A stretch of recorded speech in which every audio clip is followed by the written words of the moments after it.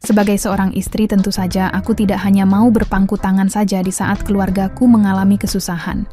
Terutama masalah keuangan, yang mana suamiku tidak bisa sepenuhnya memenuhi akan kebutuhan keluarga. Sehingga pada akhirnya aku memutuskan untuk mencari kerja guna membantu suamiku mengatasi kesulitan keuangan.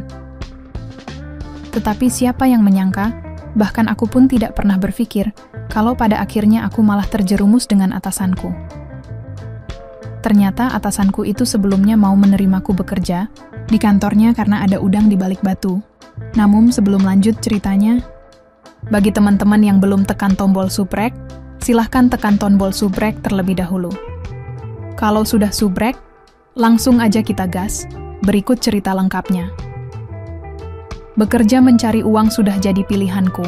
Banyak pengalaman kerja yang aku dapatkan. Dari yang menjadi pelayan toko, penjaga konter, hampir semua sudah kurasakan. Itu semua aku lakukan demi memenuhi kebutuhan rumah tanggaku. Suamiku, sebagai tulang punggung keluarga, kurang mampu memenuhinya. Jadi mau nggak mau, aku harus membantunya. Aku memiliki paras yang cantik, kulitku juga putih. Aku selalu mudah memperoleh pekerjaan. Selain penampilanku itu, aku juga pandai dalam berbicara dan menarik perhatian orang. Namun kini aku bekerja di sebuah kantor cabang. Padahal aku hanya lulusan menengah atas, nggak seperti teman-temanku yang pernah berkuliah dan memiliki pengalaman banyak.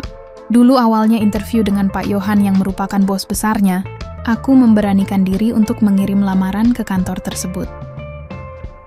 Ya, aku pede aja percaya jika aku akan lolos dan bisa diterima bekerja di kantor itu. Penampilanku yang rapi dan menarik perhatian, hal itulah yang membuat aku semakin percaya diri. Waktu, interview selama 3 hari, dan semua terlewatkan dengan sangat lancar. Apalagi sainganku kesemuanya wajah, dan juga penampilannya jauh berbeda denganku, aku lebih cetar tentunya. Setiap kali datang interview semua orang selalu saja memandangiku dari atas hingga ke bawah. Hari ketiga itu penentuan diterima atau enggaknya dan saat itu harus berhadapan dengan bosnya langsung, yaitu Pak Yohan. Tetapi entah kenapa biasanya aku dapat nomor awal, tetapi entah kenapa hari ini aku dipanggil paling akhir. Aku menunggu berjam-jam, namun aku harus tetap sabar. Satu persatu para pelamar masuk untuk wawancara langsung dengan Big Boss. Kira-kira 30 orang sudah memasuki ruangan itu. Masih tersisa 10 lagi. Rasanya udah kucel Dutch make-upku. Aku pun bergegas ke kamar mandi untuk cuci muka dan juga memakai makeup kembali supaya fresh. Seger, rasanya udah nggak lengket lagi dan aku kembali dengan kepedeanku. Nona Rosa. Terdengar suaraku dipanggil dengan lantang. Aku pun memasuki ruangan yang hanya ada Pak Yohan di sana. Ketika di awal masuk, aku pun berjabat tangan dengannya. Tampak wajahnya memandangiku dengan sedikit aneh. Dia juga memegang tanganku cukup lama sekali. Setelah itu, aku pun duduk, dan dia pun melepaskan tanganku. Ketika aku sudah duduk, dia masih saja terus memandangiku dengan tajam. Pak Yohan kira-kira berumur 39 tahun. Aku pun merasa aneh. Karena Pak Yohan selalu memandangiku dengan penuh makna, aku hanya bisa menundukkan kepala saja. Pakaian yang aku kenakan memang sangat sesuai dengan kriteria yang diinginkan. Mungkin dia terpesona dengan kecantikanku. "Dengan Mbak Rosa ya, Mbak cantik sekali," kata Pak Yohan.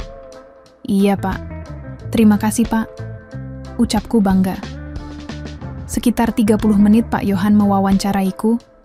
Anehnya lagi pertanyaan yang diajukannya nggak begitu sesuai menurutku, nggak begitu penting, gitu. Karena pertanyaannya lebih kepada kepribadianku. Namun aku tetap menjawab semua pertanyaannya dengan baik.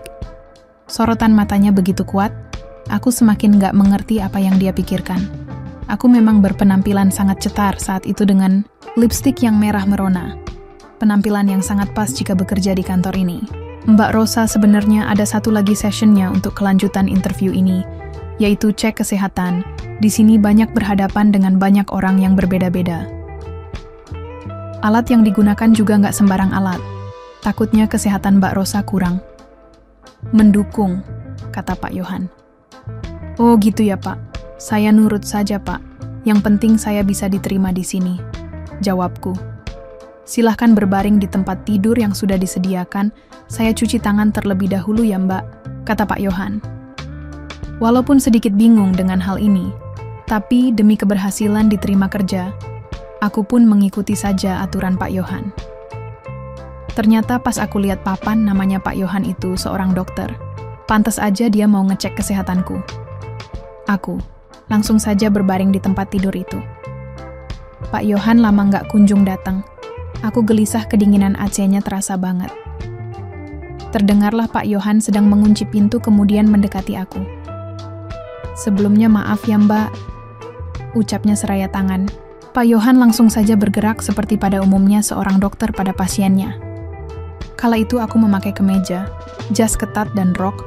Ia pun memasukkan stetoskop, dan dia sentuh-sentuh dengan alatnya itu.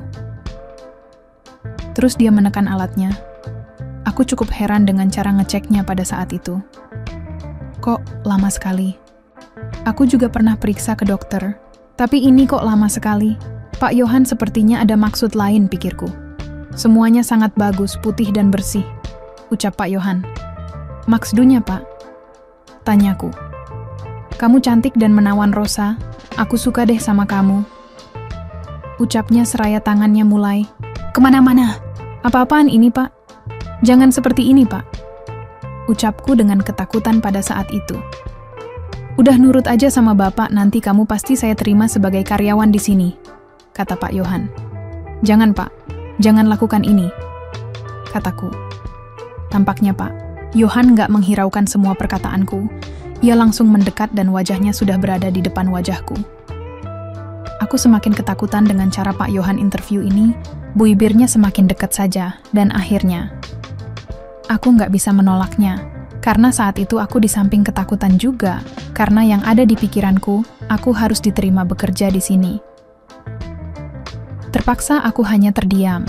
Dinginnya ruangan ber-AC itu membuat badanku terasa kaku kedinginan. Sepertinya dia sengaja membuat ruangan ini menjadi sangat dingin. Tenang saja Rosa, sebentar juga akan jadi hangat, kata Pak Yohan. Aku masih saja terdiam, kemudian Pak Yohan semakin memanfaatkan keadaanku yang hanya diam saja. Mungkin dia berpikir bahwa diamku itu sama saja dengan tanda aku memberinya peluang dan kesempatan. Aku pun lama-lama menjadi terbawa juga pada suasana romantis yang Pak Yohan ciptakan dalam kesempatan itu. Aku memang sudah sering kali dengan suamiku, tapi saat itu aku merasakan sangat berbeda sekali. Lama-lama aku pun tak kuasa untuk tidak ikut menghayatinya. Tanpa perlawanan apapun, aku hanya terbaring dengan manja. Walaupun sudah berumur, ternyata Pak Yohan tampak maco. Aku lihat kulitnya juga bersih seperti kulitku. Tak lama berselang Pak Yohan tampak siap untuk beraksi lebih lanjut. Aku pun sudah bersiap menyambutnya. Tanpa terasa, aku dan Pak Yohan melepaskan seluruh kabinet-kabinet, menteri dan juga jajarannya.